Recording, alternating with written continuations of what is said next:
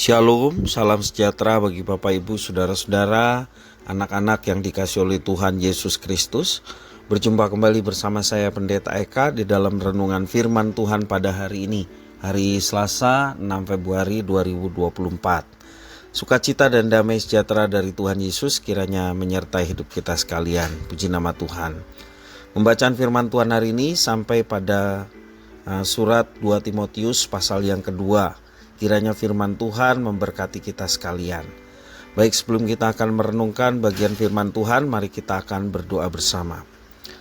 Tuhan Allah Bapa di surga, di dalam Yesus Kristus, mengucap syukur dan terima kasih atas berkat, kasih sayang, dan pemeliharaan Tuhan atas hidup kami sampai hari ini. Terima kasih atas semua kebaikan yang Kau nyatakan. Biarlah semua itu menjadikan kami semakin mengenal pribadi Tuhan. Maka kami mau hidup dalam ketaatan.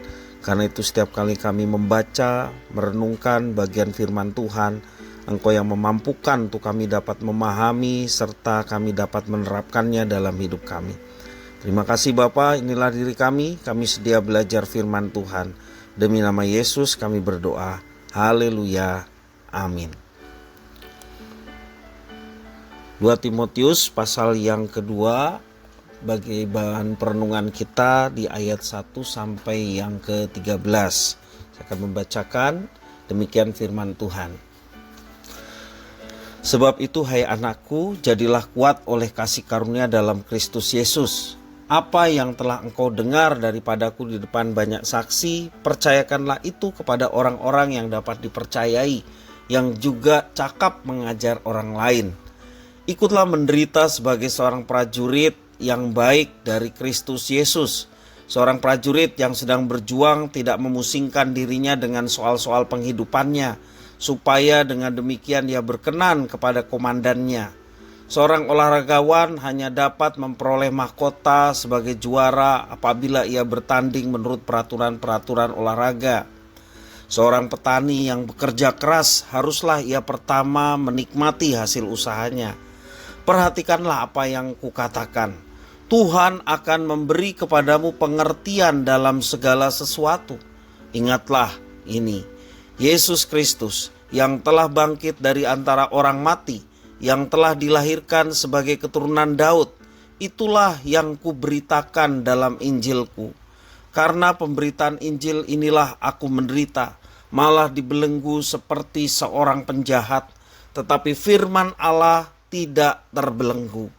Karena itu aku sabar menanggung semuanya itu bagi orang-orang pilihan Allah, supaya mereka juga mendapat keselamatan dalam Kristus Yesus dengan kemuliaan yang kekal. Benarlah perkataan ini, jika kita mati dengan Dia, kita pun akan hidup dengan Dia. Jika kita bertekun, kita pun akan ikut memerintah dengan Dia. Jika kita menyangkal Dia, Dia pun akan menyangkal kita. Jika kita tidak setia, Dia tetap setia, karena Dia tidak dapat menyangkal dirinya. Demikian firman Tuhan. Bapak Ibu, saudara-saudara yang dikasihi Tuhan, ada seorang berkata, mengikut Yesus tuh sebenarnya mudah saja kok. Dia ke kanan, kita ikut ke kanan. Dia ke kiri, kita ikut ke kiri. Terus, kalau Yesus terjun ke sungai, bagaimana? Celetuk temannya. Ya enggak maulah. Siapa yang mau diajak terjun ke sungai? Sahutnya dengan cepat. Sebagian besar orang akan menghindari penderitaan sebisa mungkin. Namun Paulus mendorong Timotius agar kuat menderita demi pelayanannya dalam pemberitaan Injil. Timotius diharapkan mampu menunjukkan sikap layaknya seperti prajurit setia bagi Kristus yang berjuang dengan komitmen penuh kepada Kristus. Seperti olahragawan yang harus bertanding sesuai dengan aturan supaya memperoleh kemenangan, memperoleh hadiah, medali. Seperti petani yang harus bekerja keras sebelum mendapatkan hasil yang dinikmati dari usahanya. Bapak, Ibu, saudara-saudara yang dikasihi oleh Tuhan, Yesus menyelamatkan manusia melalui jalan penderitaan. Namun, alih-alih memaknai penderitaan sebagai proses dari Tuhan, banyak orang menghindari penderitaan karena menganggapnya sebagai ketiadaan berkat Tuhan. Pikirnya, bukankah Kristus telah menderita bagiku supaya aku tidak lagi menderita? Anggapan ini benar jika dimaknai dengan benar. Yesus telah berkorban demi menebus kita orang berdosa, namun kita tidak perlu menderita karena dosa kita. Sayangnya kita sering lupa bahwa hidup merdeka dari dosa bukan berarti bebas dari penderitaan. Bahkan menghidupi kebenaran dan kekudusan menuntut kita berani menghadapi banyak penderitaan duniawi. Dengan demikian, menderita karena Kristus adalah bagian dari iman. Kita memerlukannya untuk berproses menjadi pribadi yang sabar, pribadi yang tekun, dan menjadi pribadi yang kuat dan tangguh menghadapi segala situasi, termasuk juga penderitaan karena iman kepada Kristus. Dan percayalah, mereka yang setia pada akhirnya dianugerahkan Tuhan mahkota kehidupan. Tuhan Yesus sendiri pernah mengatakan bahwa barang siapa mengikut Dia, ia harus menyangkal diri, memikul salib setiap hari dan mengikut Yesus dengan setia. Yesus tidak pernah menjanjikan barang siapa mengikut Dia akan lepas dari penderitaan. Tetapi yang Yesus katakan, justru ketika kita ikut Tuhan, kita pun turut serta memikul salib. Kita memikul salib oleh karena kita melawan segala keinginan kita demi melakukan apa yang Tuhan inginkan. Dan seringkali apa yang kita kehendaki bertentangan dengan apa yang Tuhan kehendaki. Di dalam mengikut Tuhan, pertentangan itu harus kita tekan. Keinginan kita harus kita kalahkan demi keinginan Tuhan.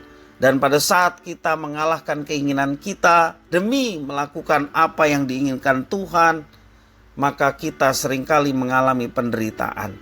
Dan percayalah, barang siapa setia sampai akhir, seperti dikatakan tadi, ia akan memperoleh mahkota kehidupan. Bapak, Ibu, saudara-saudara yang dikasihi oleh Tuhan, Tuhan rindu kita melayani Tuhan tanpa perlu memikirkan diri sendiri. Sayangnya kita lebih sering memikirkan diri sendiri sampai lupa melayani Tuhan. Layanilah Tuhan dimanapun Tuhan percayakan. Lakukanlah perintahnya dengan setia seperti yang Tuhan inginkan di dalam kitab suci. Dan percayalah, Tuhan menyertai anak-anaknya yang dengan setia melayani, bahkan sampai kepada akhir zaman.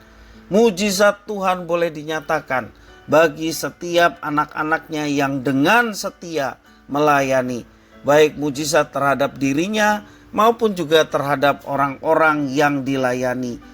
Marilah kita melayani Tuhan dengan setia dan alamilah penyertaannya yang sungguh luar biasa pada saat kita melayani Dia di dalam kehidupan kita setiap hari. Kiranya firman Tuhan memberkati kita. Mari kita berdoa. Tuhan Allah Bapa di surga, di dalam Yesus Kristus, mengucapkan syukur atas firman Tuhan. Kami mau belajar untuk tetap setia melayani Tuhan, walaupun tantangan sedemikian banyak, walaupun kami seringkali juga turut dalam menderita, tetapi kami percaya bahwa Tuhan selalu menyertai kami, dan Engkau memberikan kuasa untuk kami melaksanakan semua yang dipercayakan Tuhan. Dan kami percaya penyertaan Tuhan boleh mendatangkan kekuatan, bahkan mujizat boleh terjadi dalam setiap kehidupan kami. Terima kasih ya Tuhan, inilah diri kami sedia menjadi pelaku-pelaku firman. Demi nama Yesus kami berdoa, haleluya, amin.